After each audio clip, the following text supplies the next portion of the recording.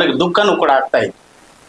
ಈ ಒಂದು ಸಂದರ್ಭದಲ್ಲಿ ತಮ್ಮೆದುರಿಗೆ ಬಹಳ ಸ್ಪಷ್ಟವಾಗಿ ಹೇಳ್ತೇನೆ, 8/8/94 ಸಮಾಜ ಹೊಡಿತು. 2008 ಪೀಠ ಹೊಡಿತು. 2008 ಏಪ್ರಿಲ್ ಈ ಒಂದು ಟ್ರಸ್ಟ್ ರಚನೆ ಆಯಿತು.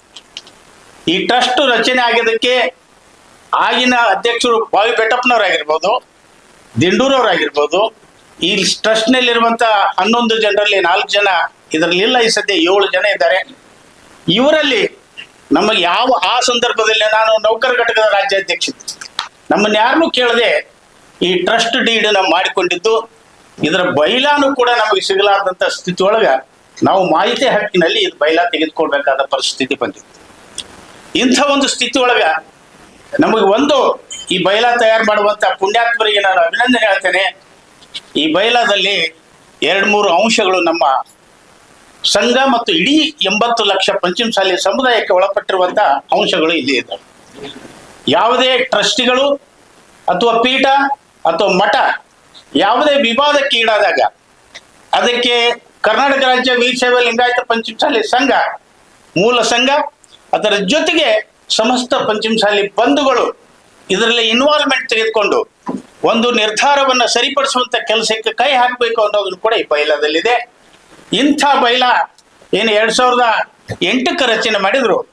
ನಮ್ಮ ನಾಗನಗೌಡರು BKG ಕಂಪನಿಯವರು ನಮ್ಮ ರಾಜ್ಯಾಧ್ಯಕ್ಷರಾಗಿದ್ದಂಥ ಸಂದರ್ಭದಲ್ಲಿ ಅದನ್ನ 2014 ನಮ್ಮ ಸಂಘದ ಬೈಲಾದಲ್ಲಿ ಕೂಡ ಟ್ರಸ್ಟ್ನವರು ಏನಾದರೂ ತಪ್ಪುಗಳನ್ನು ಮಾಡಿದರೆ, ಸರಿಯಾದ ರೀತಿ ಒಳಗ ಲೆಕ್ಕಪತ್ರ ಇಡದ ಇದ್ರೆ, ಅಲ್ಲಿ ಒಳ್ಳೆಯ ಸ್ಥಿತಿ ಒಳಗ ಆ ಪೀಠವನ್ನ ಮಾಡದೇ ಇದ್ದಾಗ ಸಂಘ ಅಧಿಕಾರವನ್ನು ವಹಿಸಿ ಅಲ್ಲಿ ತೀರ್ಮಾನ ತೆಗೆದುಕೊಳ್ಳುವಂತ ಹಕ್ಕು ಇದೆ ಅನ್ನೋದನ್ನು ಕೂಡ ಏನಂದ್ರೆ ನಮ್ಮ ಬೈಲಾದಲ್ಲಿ ಕೂಡ ಏನಂದ್ರೆ ಹಿರಿಯರು ನಮೂದಿಸಿದ್ದಾರೆ. ಈ ಎಲ್ಲರ ಹಿಂದೆ ನಾನು ಸುತ್ತಿ ಬೆಳೆಸಿ ಮಾತಾಡಲಿಕ್ಕೆ ಬರುವುದಿಲ್ಲ.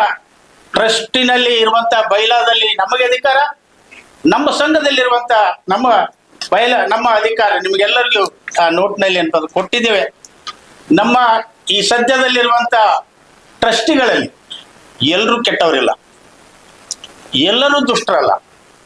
ಈ ಸಮಾಜವನ್ನ ಒಳಿತಿಗಾಗಿ ಒಯ್ಯುವಂತ ಟ್ರಸ್ಟಿಗಳು ಕೂಡ ಇದ್ದಾರೆ, ಅವ್ರನ್ನ ಅಭಿನಂದಿಸ್ತಾ ಈ ಲೆಕ್ಕ ಕೊಡುವಂತ ಚಳವಳಿಗೆ ಏನು ಮುನ್ನುಡಿ ಬರೆದ್ರು, 4 ಗೋಡೆ ಮಧ್ಯೆ ಇರುವಂತ ನಮ್ಮ ಜಗಳಗಳನ್ನ ಇಡೀ ಕರ್ನಾಟಕ ರಾಜ್ಯಕ್ಕಲ್ಲ ಇಡೀ ದೇಶಕ್ಕೇನೆ ಗೊತ್ತಾಗುವಂತ ಸ್ಥಿತಿ ಒಳಗೆ ಮಾಡಿರುವಂತ ಸನ್ಮಾನ್ಯ BC ಉಮಾಪತಿ ಅವರು ಪ್ರಧಾನ ಧರ್ಮದರ್ಶಿ, ಸನ್ಮಾನ್ಯ ಚಂದ್ರಶೇಖರ್ ಪೂಜಾರ್ ಧರ್ಮದರ್ಶಿ, ಸನ್ಮಾನ್ಯ ಜ್ಯೋತಿ ಪ್ರಕಾಶ್ ಕಾರ್ಯದರ್ಶಿ, ಈ 3 ಜನರನ್ನ ಇಂದಿನಿಂದ ಟ್ರಸ್ಟಿನಿಂದ ಉಚ್ಚಾಟನೆ ಮಾಡಲಾಗಿದೆ. ಇನ್ನಿಂದ ಟ್ರಸ್ಟಿನಿಂದ ಉಚ್ಚಾಟನೆ ಮಾಡಿ ಮುಂಬರ್ತಕ್ಕಂಥ ಜೂನ್ ತಿಂಗಳ ನಾನು ಇಡೀ ಕರ್ನಾಟಕ ರಾಜ್ಯದ ನಮ್ಮ ಪಂಚಮಸಾಲಿಯ ಧುರೀಣ ಈಗಾಗಲೇ ನಾನು ಕಾಂಟ್ಯಾಕ್ಟ್ ನಲ್ಲಿ ಮಾಡಿದ್ದೇನೆ. ಸುಮಾರು 64 ಜನ ಪಂಚಮಸಾಲಿ ಸಮುದಾಯಕ್ಕೆ ಒಳಪಟ್ಟಿರುವಂತ MP ಗಳು, MLAಗಳು, ಮಾಜಿ ಸಚಿವರಿದ್ದಾರೆ. ಅವರೆಲ್ಲರನ್ನು ಜೊತೆಗೆ ರಾಜ್ಯ ಸಮಿತಿಯ ಕಾರ್ಯಕಾರಿ ಸಮಿತಿ, ಅದರ ಜೊತೆಗೆ ನಮ್ಮ ತಾಲೂಕಾಧ್ಯಕ್ಷರು, ಜಿಲ್ಲಾಧ್ಯಕ್ಷರು, 120 ತಾಲೂಕಾ ಸಮಿತಿಗಳಿದ್ದಾವೆ, 20 ಜಿಲ್ಲಾ ಸಮಿತಿಗಳಿದ್ದಾವೆ.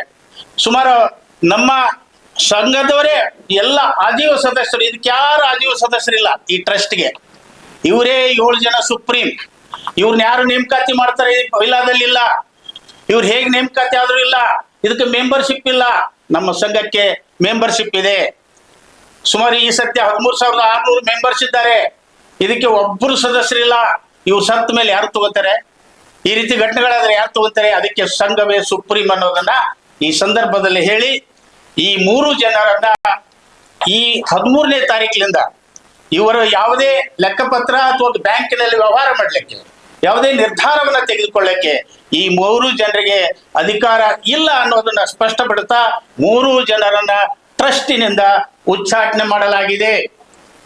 ದಯವಿಟ್ಟು ಗಮನಿಸಬೇಕು. ಮತ್ತೆ ನಿಮ್ಮ ಏನಾದ್ರು ಪ್ರಶ್ನೆ ಇದ್ರೆ ಕೇಳಿ. 13/4/2026 ಜಾರಿ ಸರ್. ಒಂದು